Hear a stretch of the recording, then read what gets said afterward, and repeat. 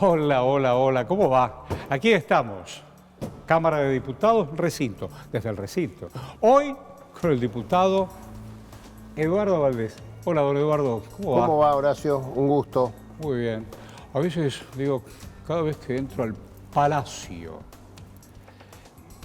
si uno revisa la historia, los palacios eran para reyes, monarcas, emperadores. Pero no es solo parafrasear que hay representantes, en este caso vos también, del pueblo. No es un tema menor, no es un tema menor que un palacio tenga representaciones del pueblo. Yo me gusta más cuando este palacio está abierto a la sociedad que cuando está cerrado. No la hemos pasado bien los argentinos cuando cierran los palacios, ¿viste?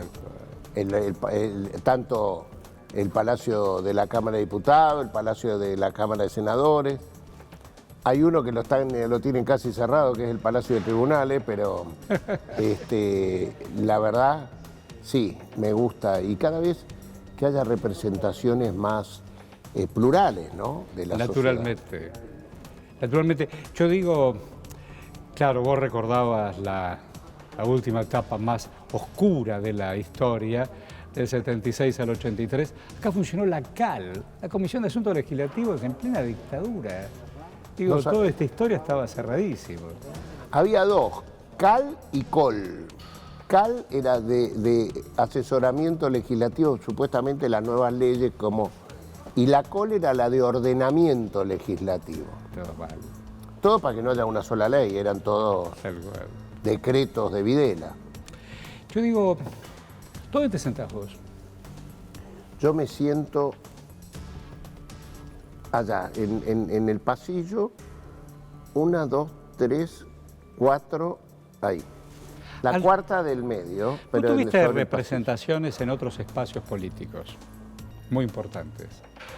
Desde la ciudad hasta... Consejero vecinal, yo fui consejero vecinal. Hasta el Vaticano. Digo, los espacios... Ahí hay palacio, de verdad. Hasta los espacios que contienen, digo.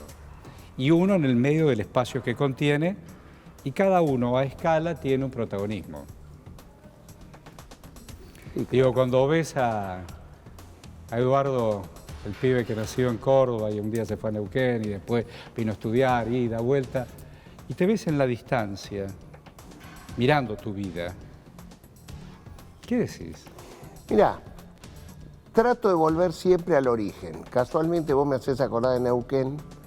Yo me crié en Neuquén. Yo nací en Córdoba, viví hasta los 4 años, mi familia es de origen cordobesa, pero Neuquén se hace provincia ya por el año 57, 58, y mi padre, que era escribano, quiso ir al lejano oeste, como era irse de Córdoba a Neuquén.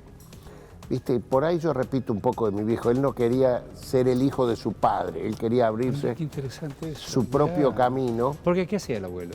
No, bueno, también eran todos profesionales en Córdoba. Pero no quería hacer la vida del padre.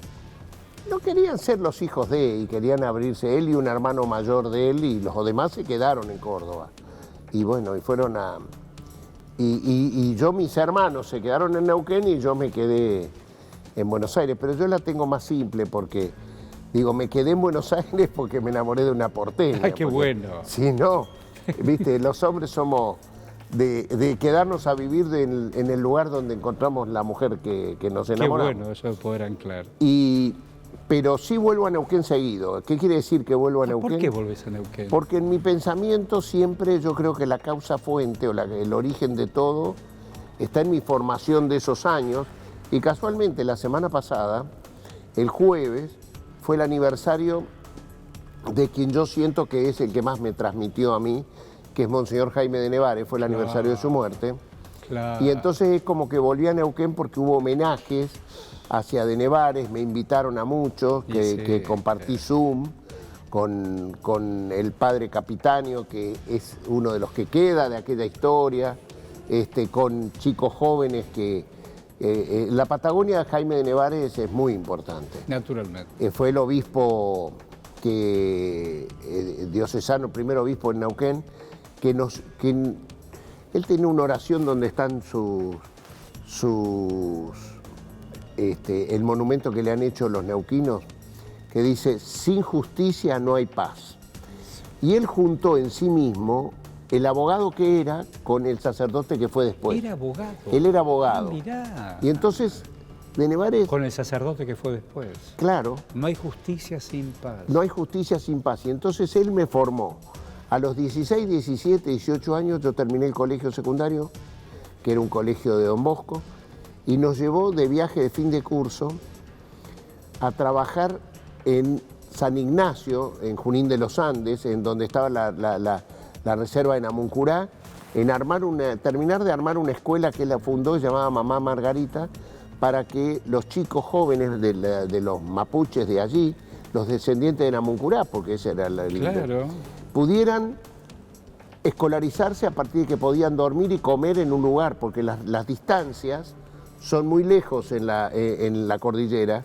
Entonces los chicos no pueden dormir de lunes a viernes y se vivan con sus familias el sábado y domingo. Maravilloso, te digo. Y se llamaba Mamá Margarita porque San Ignacio porque era el nombre de su mamá.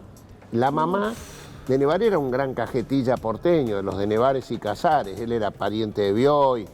Y le dejó, la madre le dio el dinero para hacer esa escuela que él denominó Mamá Margarita. Y yo fui a trabajar ahí. Y yo creo que a partir de esas cosas son el origen de por qué uno se involucra en erradicar las estructuras sociales injustas. Entonces yo digo, de Nevares me formó en ese derecho que tienen los pueblos originarios. Después vino el choconazo, que fue cuando los trabajadores se sublevan en el Chocón por las condiciones indignas que tienen. Y había un curito obrero que lideró eso, llamado Pascual Rodríguez, que era un cura de Nevares que laburaba de obrero en la construcción y nadie sabía que era cura. Y era el líder social. Me encantó. Y él encabezó. Me encantó. Jaime de Nevares se puso al frente de esa protesta, o sea que el choconazo. Empezó, sí, eso fue con Lanuse de presidente. Claro. Entonces, digo, derechos originarios, derechos sociales, y después vino la dictadura y él se puso al frente. Bueno, junto con Gesaine, con Novak. Fue de los que le puso el cuerpo a la situación horrible de la desaparición forzada de personas y denunciar. Y para culminar su etapa de influencia en mí, yo ya en Buenos Aires, siendo abogado, militando políticamente, soy convencional constituyente en el año 94 y Jaime de Nevares gana la elección. En Neuquén es la única vez que el Movimiento Popular Neuquino pierde por catástrofe. Claro. Y él es convencional constituyente. Entonces compartí con él la ciudad de Santa Fe cuando fui convencional. Y él se fue antes, porque él renuncia cuando se aprueba el núcleo de coincidencias básicas, el reglamento, ¿te acordás que era que se votaba el paquete cerrado? Total. Pero digo... A paquete cerrado. Digo, para aquellos que no están bien, a paquete cerrado. Fui, o sea, lo que te quiero decir es, vos me hablas de volver a Neuquén, vuelvo Ahora comprendí, y es un ida y vuelta. Comprendí todo. Digo, estamos hablando a paquete cerrado. Digo, en la política a veces hay sapos o no sapos, y paquete cerrado, decir, bueno, aprobamos el fondo, pero necesitamos seguir caminando. Es decir, todo el tiempo es así. No estás tan convencido. No, es que no debe ser todo el tiempo. Vos estás convencido, pero no debiera ser así. Lo que es horrible es endeudar al país como se lo endeudó y que no tenga que rendir cuentas a nadie cuando uno endeuda al país. Yo voy a rescatar de este último tiempo que nunca más nadie va a poder endeudar este país sin pasar por el Congreso de la Nación. Eso es cierto, claro. Y entonces, antes de tomar la deuda, no después. Aparte, después también va a tener que aprobarse lo que se acuerda. Algunos que son corresponsables ni se hacen cargo, ¿no? Por eso digo, debe ser de las decisiones más duras que había que tomar desde que en agosto del 2019 fue aquel triunfo impresionante del Frente de Todos del 48%. Lo importante para mí es que los valores los cuales nos llevó a armar ese espacio político para derrotar al neoliberalismo, para derrotar al macrismo, porque nosotros, la autocrítica que yo me hago de esos años es que habiendo perdido las elecciones del 2013, perdimos las elecciones del 2015, se iban yendo compañeros. En el 2013 se fue Sergio Massa y un espacio, y nosotros nos creíamos más revolucionarios porque ellos se iban, perdimos la elección. En el 2015 se va Moyano y muchos trabajadores, ¿te acordás aquella discusión por el impuesto a las ganancias? Tal cual. Y nosotros, que yo estaba en el Frente para la Victoria, nos creíamos más revolucionarios, perdimos la elección. En el 2017 nos peleamos con Randazzo en lugar de integrarnos y perdimos la elección. Entonces, digamos, el 2017, cuando se terminó eso, se repensó decir, ¿quién es? Nosotros, ¿a quién queremos representar? Porque esto tiene que ver con el origen de... ¿Queremos representar a la progresía o a los que sufren las políticas neoliberales y salen del sistema? No hay mucho para dudarlo. Entonces, frente a eso se armó el espacio común del Frente de Todos, con una gran generosidad de quien lideraba y tenía más intención de votos, que fue Cristina Fernández de Kirchner, que dijo, era tan el hostigamiento que había sobre su persona. Claro, ya sabemos. Solamente recordemos que a 3 meses de cerrar las listas, el 25 de febrero, pues la elección fue en agosto y las listas se cerraron en junio. Bueno, a 2 meses de junio, 3 meses, 25 de febrero del 2019, el juez Bonadío, un juez y 2 secretarios que todavía están en actividad, y un fiscal que se llama Stornelli, la convocan a Cristina Fernández de Kirchner a 8 indagatorias en un mismo día. 8 causas distintas para que ella conteste en un mismo día. Yo la acompañé ese día.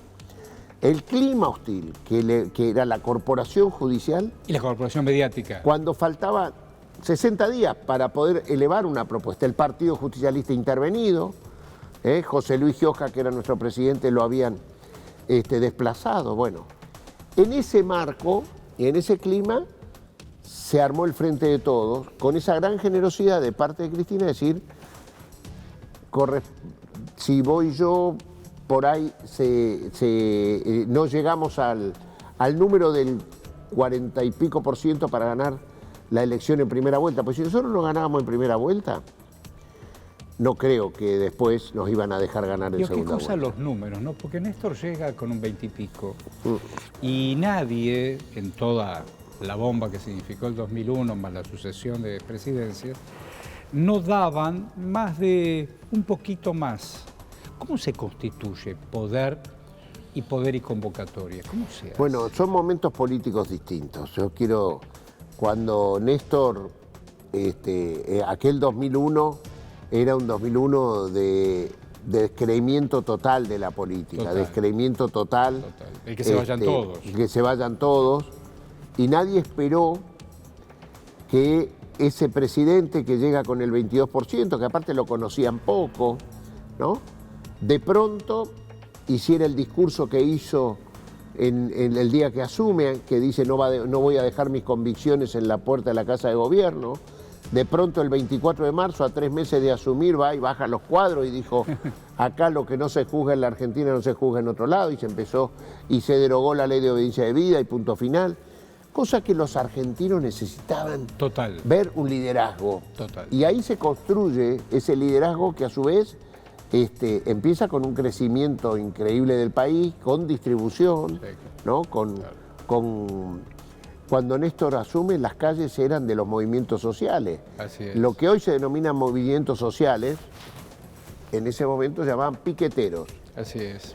Los piquetes eran, en cada esquina había un piquete, había una gran convulsión Asamblea social. Y piquete. Bueno, Néstor fue ordenando, fue pacificando, esos dirigentes que conducían los piquetes se transformaron en dirigentes sociales, se fue institucionalizando el país. Son momentos, bueno, Néstor se fue con un 70% de imagen positiva en el final de su mandato, pero fíjate vos qué dualidad, ¿no? Él se va en diciembre con el 70 y pico % de imagen positiva, que es diciembre del 2007, Y sin embargo perdemos las elecciones de 2 años después con él a la cabeza en el 2009. Bueno, la 125 y bueno. Pero, y después Cristina gana por el 54%. Parecen diarios de hoy. Por eso yo sin pandemia. Quiero decirte sin pandemia. Que tengo la esperanza intacta. Por eso te digo, yo sé que no hay 2023 sin 2022. Este es el año en el cual nosotros tenemos que gestionar e igualar. Porque los números están remontando y se están acomodando con pandemia, con una inflación que en algunos puntos está tan digitada y condicionada. Pero ya están jugando el 23 y la patria multimedia hace lo propio para ir limándote todos los días. Pero nosotros no tenemos que entrar en ese convite. Nosotros el 2023 tiene que ser el 2023. En este 2022... Vos decís gestión. Resolver los problemas de la injusticia social, porque nosotros vemos que el país está creciendo, pero no creemos en el derrame. Tenemos que... A ver, el país tiene 28.000 millones de dólares de comercio exterior. ¿Dónde están? ¿Dónde están? Bueno, ahí está. Nosotros nos tenemos que no solo nos tenemos que preguntar, sino resolverlo. Hay tanta deuda como dinero en los paraísos fiscales. ¿Cómo Entonces, eso es el desafío que tenemos nosotros para llevar adelante... Pero vos mencionaste algo en el recorrido que hiciste del 2001, los liderazgos, más allá de la cintura de Cristina, más allá de la cintura de Alberto, liderazgos. Ves en la oposición que más allá de sus peleas internas, parece que la discusión en la Argentina es Cristina y Mauricio. Cristina y Mauricio son los líderes espontáneos. Bueno, son los líderes fuertes, son los dos líderes fuertes que vienen desde el año 2007 confrontando, ¿no? Confrontando, pero en el medio cada uno quiere tener su presidencial, qué sé yo, que Guado por acá, que Massa por acá, Alberto a lo mejor sí, a lo mejor no, la propia Cristina naturalmente. Yo no me corro del tema de Alberto, quiero decirte, le digo a los que quieren armar un albertismo. A ver, interesante. Yo soy frente todista, que no es lo mismo. No. Y que tampoco es la alianza de... Digo a los albertistas que lo mejor que pueden hacer es hacer una gran gestión de gobierno en el año 2022 y que si la hacen bien, a comienzo del 2023, cuando hay que ir seleccionando, será naturalmente quien mejor mida. El presidente tiene todas las posibilidades de poder ser el que marca en punta, porque es el que tiene que tomar las políticas de gobierno. Tal cual. Entonces, me parece que hay que generar las políticas de gobierno y después ver las candidaturas. Me parece, eso es lo que yo discrepo con algunos que lo quieren en cada acto lanzar de candidato a. Y yo no comparto. ¿Y vos qué le decís? Que no. Bueno, es que no. Entre lo es que la ciudadanía, nuestros votantes, no están esperando eso. No, están esperando otra cosa. Corregime la inflación, corregime esto. Resolvamos rápido porque, a ver, la inflación nos está llevando a que la mesa de los alimentos de los argentinos, a una gran cantidad de argentinos que apostaron en el 2019 por el cambio al frente de todos, porque estaban sufriendo esas políticas, nos están esperando todavía. Mirá qué generosa es esa gente. A ver. Nos votó en el año 2019 y no fue a votar en el 2021. No es que fue a votar enfrente. ¿Qué cosa? La lealtad, que es una palabra muy peronista. Entonces, digo, me compromete el doble esa conducta. Y yo espero que... ¿Cuándo lo conociste, Alberto, vos? Y yo lo conocí Él tendría 19 años. ¿Tanto? Sí, y yo tendría 23, porque yo le llevo unos años. A ver... ¿Vos cuántos años tenés? Yo tengo 6'5", y él debe tener 6'1", 6'2", creo. Mirá, y se conocen de tan pibes. Bueno, porque nosotros con Jorge Argüello, que está de embajador en Estados Unidos, éramos compañeros de trabajo, de facultad. Ah, mirá. Nosotros trabajamos en tribunales y a su vez estudiamos abogacía. Y entonces qué bueno eso. Teníamos un grupo político universitario, se llamaba el Frente Peronista Universitario. Y en esos tiempos las edades, así como los que me llevan 2, 3 años a mí, yo los teníamos allá, claro. Eran nuestros... Tayana, por ejemplo, en esa época Jorge. Tayana era Dante Gullo, eran nuestros referentes, ¿no? Y entonces él ingresó en la facultad y empezó a militar en política también y en el gremio, porque nosotros teníamos la agrupación Arturo Sampay en judiciales y el Frente Peronista Universitario en la facultad. Y los mismos éramos los que íbamos, militábamos activamente en los dos lugares. Y allí, en la facultad, creo que fue que él se incorporó al Frente Peronista Universitario y empezamos la política universitaria, sí. ¿Y siempre tenía el mismo compromiso? ¿Era un hombre comprometido? ¿Le importaba lo que estaba reclamando en esas épocas estudiantiles? ¿Sí? Bueno, en esa época estudiantil yo debo valorar que no era fácil hacer política y estábamos en plena dictadura, o sea, no es que ahí hacían... Yo valoro mucho a la gente que hizo política en esos años, claro. Los de mi misma edad, que aparecieron después cuando Menem gobernaba, y antes no los vi, no los respeto mucho. Claro. En cambio, los de mi misma edad, que en esa época se jugaron entero, algunos, en mis agendas hay muchos compañeros que hoy no están, y yo por eso, o sea, no solo vuelvo a Neuquén, vuelvo a mis agendas, yo no las tiré. Yo también. Porque esos compañeros son los que a uno le fijan la ética, la conducta, ¿no? Sí, señor. Y entonces, digo, después vino la institucionalización de los partidos, era otra cosa, ¿no? ¿Y tuviste lugar en esos tiempos? Primero ganamos el gremio de la justicia. Bueno, no era un tema menor. Y después un sector del grupo nuestro se metió más en la pelea del Partido Justicialista.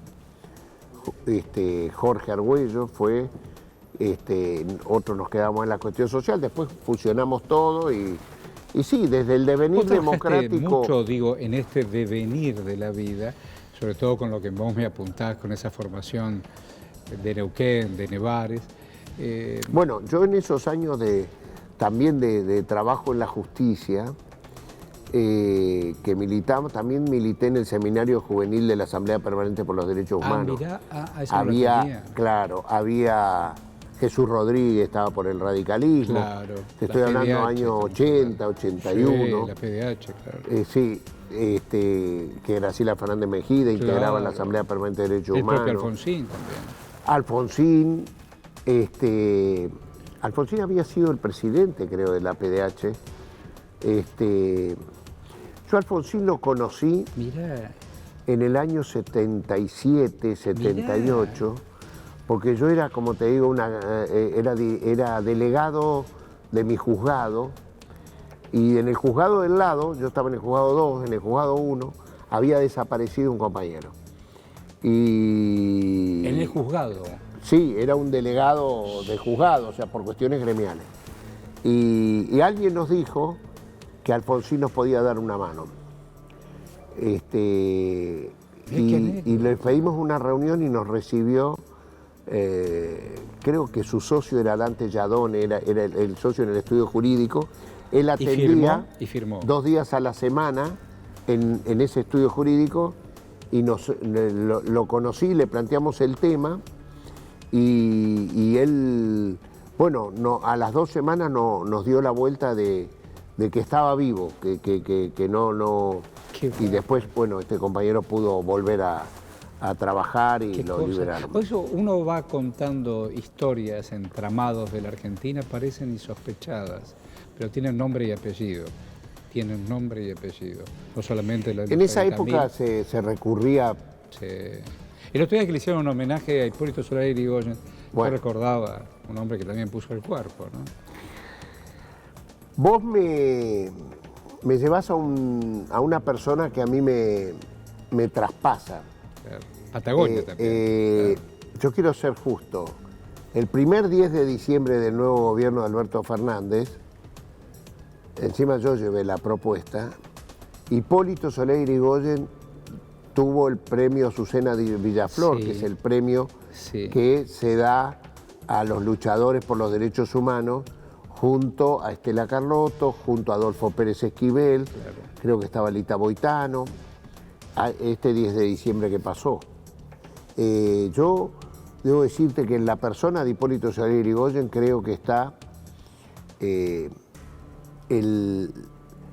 su cuerpo está el ejemplo mayor de un ser humano que tiene vocación política y plural, porque él, Hipólito, era el abogado laboralista. Tal cual. Él arriesgó su vida. Tal cual. A su compañero lo mataron. Por gente que nunca iba a pensar igual a él, y sin embargo él la arriesgó. Por ejemplo, te pongo el ejemplo, cuando sucede lo de Trelew, sí, claro, él, que vivía en Chubut, fue el primer abogado que llega antes que lo fusilen. Tal cual. Y arriesgó su vida, puso todo lo que había que poner. Tal cual. Fue abogado de Agustín Tosco, alguien que nunca iba a pensar como pensaba él.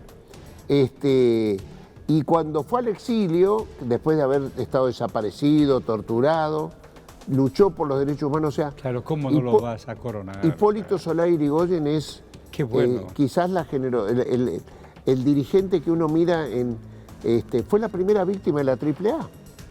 Vamos a hacer una pausa, apenas. ¿Escuchaste? Sí, claro, en la Argentina. Y desde el recinto. Ya venimos.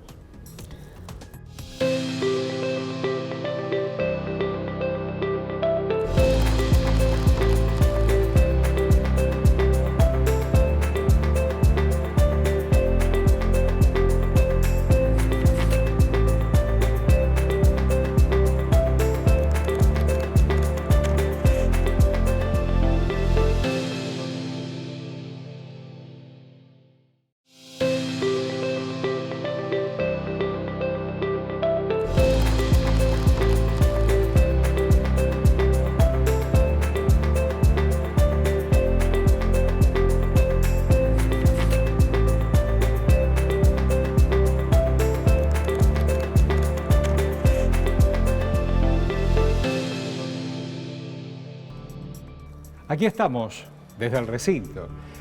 Qué bueno que estés también ahí. Hoy estamos con el diputado Eduardo Valdés, recorriendo la Argentina en forma transversal, no solamente históricamente, la historia de hoy. Claro, uno se pone los colores de la patria y uno piensa en 200 años, entre aquellos que peleaban independencia y hoy. El mundo ha cambiado, naturalmente. Has tenido la responsabilidad de ser nuestro hombre, por ejemplo, en el Vaticano. Fuiste vicecanciller de la Argentina, acompañando a Bielsa cuando así lo fue. Digo, Argentina no está olvidada en el mundo, a pesar de que algunos dicen, no tenés... Argentina es Argentina. Yo, muy por el contrario, debo decirte que Argentina tiene un liderazgo de concepto. Hay países que tienen liderazgo de volumen y hay países que tienen liderazgo de concepto. Brasil es un país que tiene liderazgo de volumen. Claro. Nosotros tenemos liderazgo de concepto. ¿Qué quiere decir liderazgo de concepto? Enséñame. La Argentina, al volver a la institucionalidad democrática, creó un modo, una forma. Nosotros algún día vamos a tener que reconocer en Alfonsín, por ejemplo, cuánto significó que él plebiscitara aquella situación del Beagle, claro, la propuesta arbitral frente a Chile, que estaba en la dictadura de Pinochet. Claro. ¿No fue eso lo que hizo ver que los chilenos, que en la Argentina se votaba y pidieron un plebiscito que después se dio a los 2 años y Pinochet no pudo seguir más? La salida de Brasil posterior, porque ¿qué digo yo? Los países de América, nosotros salimos a la democracia porque perdimos la guerra de Malvinas. No es que estaba pensada la institucionalización democrática para el resto de los países que estaban en dictadura junto a Argentina. Eran fuerzas armadas que no habían sido derrotadas, las que estaban gobernando Brasil, Paraguay, Uruguay, Argentina, Chile. Entonces, cuando sale la democracia, el juicio a las juntas de aquel momento, tuvo mucho que ver en que empezaron a decir, ¿por qué acá gobiernan los militares en Brasil? Y sale a la democracia, gana Tancredo Neves, no llega a votar y sube Sarney. Sí. Pasa lo mismo en Uruguay con Gregorio Álvarez, el dictador uruguayo, y el último en caer fue Stroessner en Paraguay. Después con Lugo. Pero digo, eso que hizo la democracia argentina, más lo que agrega Néstor Kirchner cuando se deroga la ley de obediencia debida y punto final y se juzga a fondo, eso hace que en el mundo nos miren de una manera a Néstor, a Cristina, a Alfonsín, se los ve en cuanto... Por eso, a ver, hoy mismo Chile acaba de estallar el sistema político, acaba de emerger Boric, en Perú están 5 presidentes electos en 4 años, ese sistema político está muy mal. En Colombia estamos viendo que el uribismo que gobernó 30 años de Colombia, por primera vez parece que está en shock, y hubo una gran convulsión social en ese país y parece que vienen tiempos de alternancia, de un sistema progresista, de un gobierno progresista. Venezuela, que está en toda esa convulsión de bloqueo que han estado en los últimos años. Con Trump. Pareciera, no, y pre-Trump también, Bueno. con Bush y desde aquellos tiempos. Sin embargo, sorpresivamente hemos visto flamear la bandera norteamericana junto a la venezolana en Caracas. Parece que se vienen otros tiempos. Creo que para los venezolanos... Día más, día menos, hay una cumbre de las Américas en Los Ángeles, pero también con una mirada tuerta, porque sigue bloqueada Cuba, Venezuela es ambivalente en la relación, le compran petróleo, pero son críticos, Nicaragua, Honduras, tienen una mirada muy particular y te dice un López Obrador, si nos invitan a todos nosotros mandaremos cancilleres. Es un tema. Bueno, que el norte es que las cumbres de las Américas, al igual que por ejemplo la Asamblea General de Naciones Unidas, participan todos los países. Y en los países, en la ciudad de Nueva York, llegan los que a Estados Unidos tienen relaciones y los que no tienen relaciones. Naturalmente. La cumbre de las Américas siempre ha participado Cuba, Venezuela, Nicaragua, Honduras, México, es Argentina. inolvidable todavía en Punta del Este la exposición de Ernesto Che Guevara. Bueno, hablándole incluso a quien tenía enfrente en plena crisis bipolar como era Rusia o la Unión Soviética con Kennedy en aquel momento. Pero aparte, si siempre fueron así, las cumbres son para que escuchemos a los otros que no piensan como nosotros. Tal cual. ¿Quién puede decir hoy cuál es el sistema institucional pleno? No sé, porque a veces, con motivo de que producen petróleo, yo pongo a flamear mi bandera en una monarquía como Arabia Saudita, que tiene grandes complejidades, y entonces y critico a otro país que no tiene petróleo, entonces o tiene petróleo y no me lo quiere vender a mí. Bueno, lo hemos visto con las vacunas. Lo hemos visto pero con el petróleo lo hemos visto con Venezuela, lo hemos visto con Libia, que precisamente hasta mataron al líder de Libia y transformaron a eso en una anarquía absoluta. Tal que hoy gobiernan bueno, lo hicieron con Irak, tribus, con Irak, con Siria. Entonces, están, que aparte eran líderes laicos, electos, no eran monarquías, tal cual. Y sin embargo eran supuestamente sistemas que había... Bueno, el mundo hoy es una convulsión, ¿no? Hoy está más convulsionado. Bueno, eso que estás enseñándonos de espacios de volumen, el BRIC. Argentina está invitada, el presidente incluso va a dar una charla, una exposición. Que Brasil, que China, que India, que, bueno, países de volumen, no solo de espacio físico, sino también de seres humanos, que necesitan comer, que necesitan moverse. ¿Cómo juega Argentina? Bueno, hoy los países de volumen están necesitados de los recursos que, producto de esta guerra, están empezando a escasear, ¿no? En el mundo, están multiplicándose en los precios. Me ha dado un ejemplo la India. Fíjate vos, en la India está el drama que estamos queriendo mirar para otro lado de la humanidad. La India tiene 1.100 millones de personas. Nosotros acabamos de hacer un censo, 47, ¿no? Bueno, ¿cuántas argentinas entran en la India? Y la India está diciendo un gobierno de derecha, un gobierno conservador, no estamos hablando de un gobierno de izquierda populista, como dicen, ¿no? Decidió el viernes no vender más trigo, no exportar, porque no puede darle de comer a su gente. ¿Pero por qué no puede darle de comer? Porque las sequías, producto del ambiente destrozado, le ha reducido el 15% de su producción, por la sequía. Otros países es por la guerra, ¿no? Entonces, el mundo está convulsionado por cómo se han encarecido los alimentos, cómo se han encarecido los combustibles, y entonces en todo el mundo hay inflación. Eso no justifica la nuestra. No justifica la nuestra, pues la nuestra es por 50. Pero, digo, frente a eso, ¿qué hacemos? ¿Cuál es la decisión a tomar?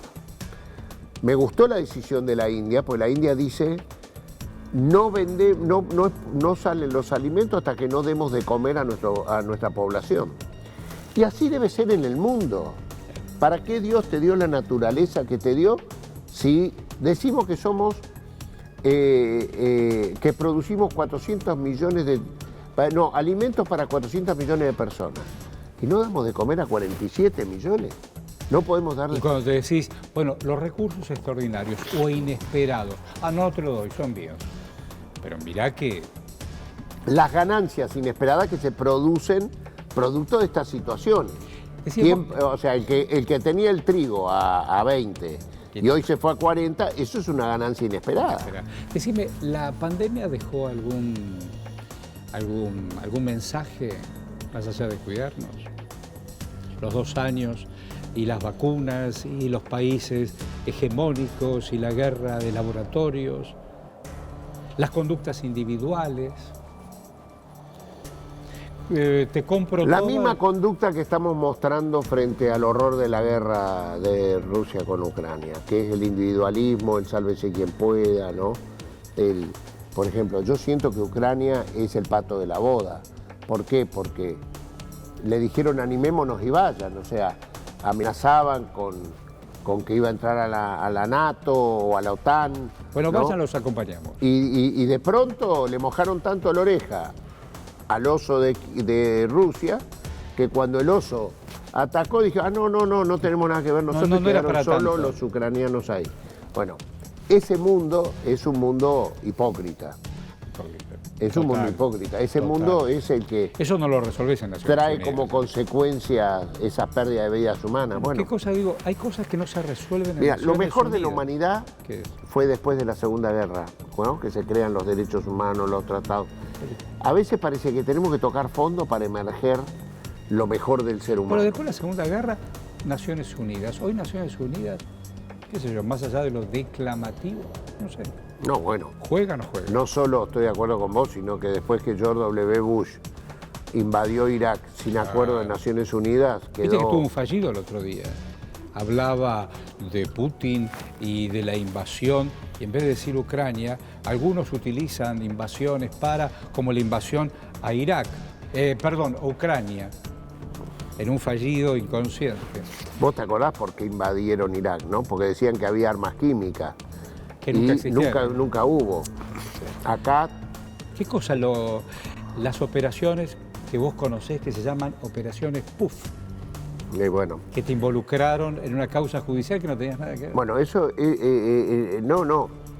Eso es un hecho que la Argentina, después con la aparición de los celulares de los espías, que se llamaron Super Mario Bros. O del propio espía Marcelo D'Alessio, ¿no?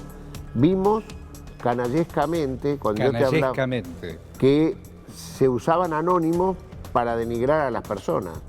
El PUF fue una denuncia anónima que hace Stornelli diciendo que le llega por abajo de la puerta un anónimo que habla de que los presos de Ezeiza estaban junto a un tal Eduardo Valdés para llevar adelante un operativo para sacarle el expediente de cuadernos supuestamente a Stornelli. Ese Eduardo Valdés eras vos. Ese Eduardo Valdés era yo. Pero era un anónimo. Era un anónimo. Ese anónimo él hace denuncia y le tocó un juez que no quería, que era el juez Rodríguez, que tenía contradicciones con él. Entonces le pasa, el mismo anónimo que le llegó por debajo de la puerta a Stornelli, le apareció en la casa de Elisa Carrió en la provincia de Buenos Aires. Y entonces ella ordena, con ese don de mando que tiene, a Zubik y Oliveto que hagan denuncias contra Eduardo Valdés, y le tocó en el sorteo, o casualidad, sacaron a Rodríguez del bolillero, le tocó Bonadío. El de las 8... Exactamente, y a partir de ahí, Stornelli y Bonadío, ¿quién era el fiscal? Y entonces, ¿pero qué les pasó? Que no contaron con que yo soy de los que cree que la honra hay que pelearla y demostrarla. Y yo me presenté espontáneamente en el juzgado de Bonadío y en el juzgado de Rodríguez. ¿Y estuviste con Bonadío? Y entregué mi celular. Y pedí que me hurgaran, porque la verdad estaba en los celulares. Y por supuesto, el doctor Dilelo, que era el fiscal, mandó a analizar el celular y me lo entregó y cerraron las causas porque no tenían nada, era todo mentira. Pero lo mío es una anécdota. Bueno, con Anónimo te lo daron un rato con Anónimo, bueno, pero con Anónimo se denunció el caso Chicone en la Argentina. Tal cual. Un suboficial pacífico, de apellido Pacífico, que había hasta aparecido ensangrentado cuando fue lo de la bomba de Amia, medio dudoso su actividad en esos días, aparece en un bar diciendo que hay 2 personas a las cuales no individualiza, que están hablando de un tal Núñez Carmona, que esto, que el otro, y lo involucran en el caso Chicone a Vudú. Con un anónimo que inventaron en la revista Bella de Brasil y todo lo demás, metieron que Máximo Kirchner y Nida Garret tenían cuentas en el Banco de Nueva York, puesto con plata de los iraníes. Mirá qué canallada, nunca existió. La causa de gas licuado. La causa de gas licuado compra, se empieza venta, con una Cristina, que es de donde hacen cuadernos. No, lo confiesa en los chats y audios D'Alessio diciendo que él se encerró con el juez y con el fiscal en un hotel, da el nombre del hotel acá sobre la avenida 9 de Julio, a inventar esa causa, que ahora el juez Ercolini, el juez Mama Crista junto a Bonadío, dijo que no hubo delito nunca. ¿Ustedes están escuchando lo que dice Valdés? Que no hubo delito nunca. ¿Están escuchando lo que dice? Escúchame, lo desaforaron a Julio De Vido. Acá, ¿alguien le va a pedir disculpas? Lo sacaron de la Cámara de Diputados Julio De Vido por la causa de gas licuado. Y a su vez el juez de ese momento no quería tomarle declaración, le ordenó a la Cámara, cosa que nunca hace, usted tiene que hacer esto, esto y esto, y no era así. Y entonces el tema del... Y Barata, que estuvo tanto tiempo preso, y después la causa dice que no hay delito. Ustedes están escuchando lo que dice, ¿no? Gas licuado, que hubo un perito trucho, un perito Cohen, que inventó todo, bueno. O sea, cuando yo quiero decir que el anónimo del PUF no fue un anónimo a mí, fue un sistema judicial perverso que se usó con complicidad de los organismos de inteligencia de lo que era la AFI, que era la que los inventaba. Había un nombre y apellido, se llama Sebastián Di Stefano, que era el director de asuntos jurídicos de la Agencia Federal de Inteligencia que lideraban Macri, Arribas y Magdalani. Y el director de asuntos jurídicos es Sebastián Di Stefano, que inventaba los anónimos. Inventó un anónimo para pepear a Cristina Kirchner con el G20. Bueno, la mesa judicial, con la Gestapo sindical. Bueno, vos me llevas a tema de la Gestapo sindical, fíjate, que allí lo vemos con crudeza en un canal de televisión, porque el video aparece, y ver cómo el ministro de Trabajo dice que quiere armaría una Gestapo para hacer desaparecer a los dirigentes sindicales. Hace 2 semanas, Leopoldo Moró, presidente de la Comisión Bicameral de Inteligencia, recibe una denuncia de que están haciendo escuchas ilegales en la causa de los camioneros en San Nicolás. Intercede ante esa denuncia y le meten 3 denuncias penales en un día por haber metido los dedos en el enchufe de una ilegalidad. La jueza le agarra un shock y dice, pido licencia, porque Moró dice hay un expediente reservado donde hay escuchas ilegales del abogado de camionero con los defendidos, ¿no? Y era tan cierto que el juez que subroga a esta jueza que le agarró el shock, dice en esa causa que, que el expediente reservado que había denunciado Moró lo eleva a la Procuración General porque para él puede haber delito de acción pública y le pide a la Procuración que lo investigue. ¿Qué pasa? O sea, pero para eso se comió 8 tapas de Clarín y La Nación. No, Moró. después tenés que volver para atrás. Estos son... Así se inventan los anónimos. Los anónimos han generado mucho daño en el sistema político. Perdón, y no es casual que al igual que en la causa de D'Alessio, Mauricio Macri salió a apoyar a esta jueza que le agarró el shock y pidió licencia. Inmediatamente en San Nicolás, ¿no? Ustedes me preguntan, ¿cómo hablas con Valdés y no hablas de Francisco? ¿Cómo no hablas de Francisco? Te hablo de Bergoglio. Porque así como te habló de Nevares, cuando uno piensa en hombres que han caminado y asistido al que menos tiene. Lo conociste a Bergoglio cuando asistía a los que menos tenían. Hoy es el Papa. Mirá, son muchas las emociones que uno ha tenido a partir de que Jorge Mario Bergoglio es el Papa Francisco, ¿no? El Papa Bergoglio, como le dicen los italianos. Yo creo que Bergoglio. El Papa Bergoglio, como hay muchos papas, suelen llamarlo el Papa Montini, era el Papa Paulo VI, ¿no? Les suelen decir por sus apellidos verdaderos. El Papa Bergoglio, a mí me gusta, Eve Bonafini le dice Francisco Bergoglio. El otro día, mira, tuve una emoción el sábado y empecé un programa de radio. Escúchenlo en la AM530, en la radio. En la AM530 los sábados 4 de la tarde y le hice un reportaje a Eve Bonafini. ¿Qué te dijo? Y me sorprendió porque siempre para mí fue una de las cosas que... El programa se llama Puente. Si hubo un gran puente, es ese puente entre Eve y Francisco, ¿no? Que era el anverso y el reverso en la Argentina, Bergoglio y Eve Bonafini.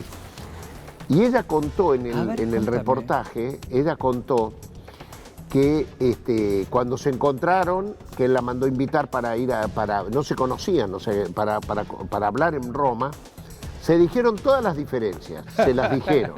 Qué bueno. Y a partir de ahí construyó una relación que a ella le permitió, mirá qué emoción, a ella le permitió recuperar la fe, y ella recuperar la fe es la forma de rezar que tiene, es todas las noches conversar con sus 2 hijos que están...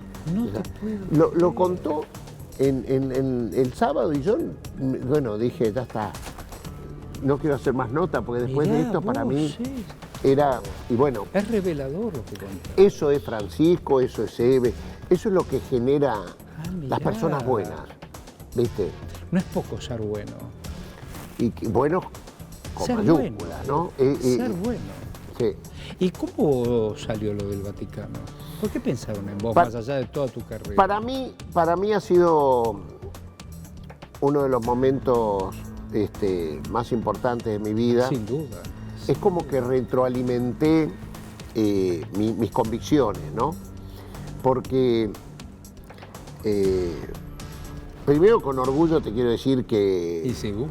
Cristina Fernández de Kirchner debe haber sido la jefa de Estado que más tiempo ha tenido reuniones con el Papa, con el jefe de Estado Vaticano, y eso habla muy bien del secretario de culto, Guillermo Oliveri, de mi predecesor, Santiago Cafiero, ¿no? Y sobre todo de la cualidad de Cristina y del Papa, que habían tenido diferencias antes y pudieron... ¿Qué cosas las diferencias? Pero lo importante es cuando... A ver, te conté lo de Eve con el Papa. Te digo, lo de Cristina fue algo parecido, o sea, eran reuniones de hora y media, 2 horas, 2 horas. Y decirse todo. Y hablaban profundamente. Mira, Cristina tuvo 4... A solas. A solas, de 2 horas promedio cada una. La última fue sin almuerzo, que yo estaba en junio, que ahí se despidieron, en junio del 2019, que duró en el aula Paulo VI, era la única que no era en Santa Marta con comida, y duró 1 hora 58 minutos, récord absoluto de encuentros del Papa con un jefe de Estado. Y bueno, ver a la jefa de Estado de Argentina con el jefe de Estado Vaticano, en ese estado óptimo que quedaron las relaciones, para mí es un orgullo. Claro. Y a su vez fue invitada Cristina a compartir en Cuba el viaje del Papa, que era un viaje histórico, porque el Papa había aceptado la mediación entre Cuba y Estados Unidos, y iba a Cuba y después iba a Estados Unidos. Sí. En 4 meses logró la apertura de las embajadas de Washington en La Habana y de La Habana en Washington. Mirá, es impresionante, impresionante. A escala. Después vino Trump y rompió todo, pero lo cierto es que la mediación de Francisco en ese tema... Ahí me van diciendo que nos quedan 2 minutos. Acá tenés representación popular, en el Vaticano tuviste representación nacional, también, pero popular, pero el Estado. ¿Y a vos quién te representa? ¿Eduardo o Valdés? ¿Quién sos? ¿Más Eduardo? ¿Sos más Valdés? ¿Quién sos? ¿Sos el hijo de aquel hombre que también quería tomar distancia del hombre? Yo intento ser un peronista que cumple con la justicia social, la independencia económica y la soberanía política. Y me siento que estoy muy lejos, porque cuando veo los índices sociales de mi país, me siento que estoy en deuda y que tengo que quintuplicar mi acción y mi convicción respecto de otros para salir rápido. ¿Sos un hombre bueno? No sé, no. Yo creo que intento serlo, si lo soy no lo sé. Espero, yo sí me gustaría, yo les digo a mis hijos que yo no quiero ser enterrado en esos jardines de paz y todo eso. Quiero en la Chacarita, porque quiero estar cerca de donde viví y amé y peleé toda la vida. Vas a armar seguramente dentro de 100 años un café de palabras. Bueno, me gustan mucho los cafés, ¿viste? Yo soy y me armé el propio para estar con mis amigos, no está abierto al público, está donde yo recibo a la gente que quiero. Y lo pensé primero como un estudio de televisión, porque yo tenía un programa de televisión, claro. Y justo me nombraron en el Vaticano, así que no lo terminé y no lo pude, no hice, pero ya lo haremos, Gracias, Eduardo, buena vida. No, gracias a vos, muy lindos momentos, he viajado por todos los lugares que yo siempre quisiera llevarlo en mi corazón. Y así lo fui imaginando, y seguramente vos también, aquí desde el recinto, por Diputado TV. Hasta la próxima, gracias.